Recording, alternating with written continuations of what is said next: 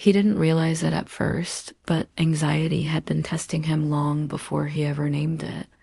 Not in obvious ways, not in moments of crisis, but quietly, consistently in the smallest parts of everyday life. The test appeared when his heart tightened for no clear reason, when his mind rehearsed conversations that hadn't happened yet, when his body reacted as if something terrible was about to occur, even on ordinary days. Anxiety didn't ask questions. It observed. It waited. He once had a thought that felt unsettlingly true. Pressure doesn't to create who we are. It reveals what we already practice internally.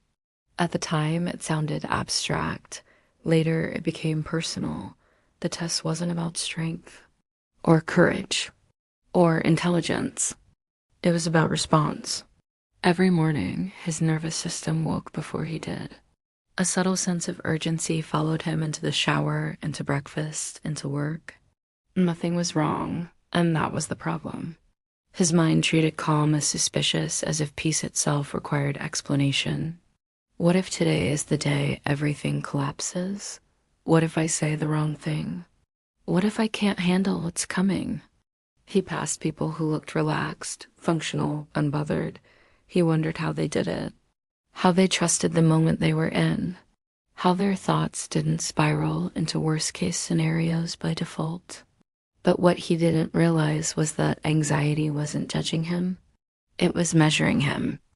It measured how quickly he reacted to fear, how often he believed his thoughts without question, how much control he needed to feel safe. Every avoidance, every reassurance-seeking habit, every late-night overthinking session was part of the test. And he kept responding the same way. The test intensified at night. Silence gave his thoughts space to expand. Lying in bed, his body exhausted, his mind alert, he replayed past mistakes and imagined future failures. He scrolled, searched, distracted himself, not for entertainment, but for relief. But what happened next would quietly change everything. One night, during another familiar spiral, he noticed something strange. The anxiety wasn't focused on a specific danger. It was generalized, diffuse. It wasn't reacting to reality. It was reacting to uncertainty itself. That realization unsettled him. He began to see that anxiety wasn't asking him to escape fear. It was asking him how he would relate to it. Whether he would panic, avoid, suppress, or stay present. He didn't realize that moment was already shaping his personality. Over time, anxiety had trained him to be hyper-responsible, hyper-aware, hyper-self-critical. It rewarded control and punished surrender. It made him believe that worrying was a form of preparation, that tension was the price of safety. But the test never ended because the strategy never changed. What followed challenged everything he believed about who he was. He started questioning his automatic responses. When fear appeared, he resisted the urge to immediately fix it. He noticed how his body reacted before his mind could intervene. Shallow breath, clenched jaw, tight chest. Instead of asking, "How do I make this stop?" he asked something harder. "What does this moment require from me?"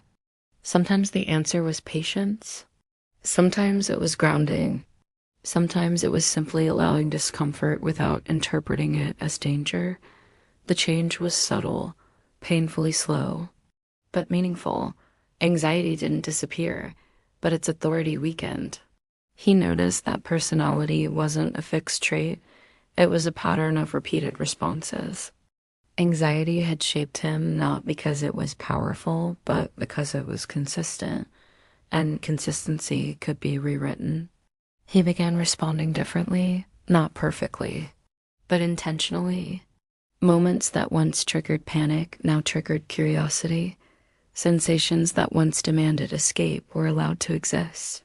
He learned that discomfort didn't define him. His response did. And there was one realization he only understood later, something that might help others too. Anxiety tests who you are not by how afraid you feel, but by how you behave while afraid. The test isn't about eliminating fear. It's about learning how to live without letting fear dictate your identity. If this feels familiar, if anxiety has shaped your habits, your personality, your self-image, there are psychological tools that go deeper into this process. They're shared in the description and comments, and they focus on retraining the anxious mind and reducing fear at its root, as explained in How to Control Anxiety and Overcome Fear, because anxiety doesn't define who you are. It reveals how you respond, and that is something you can change.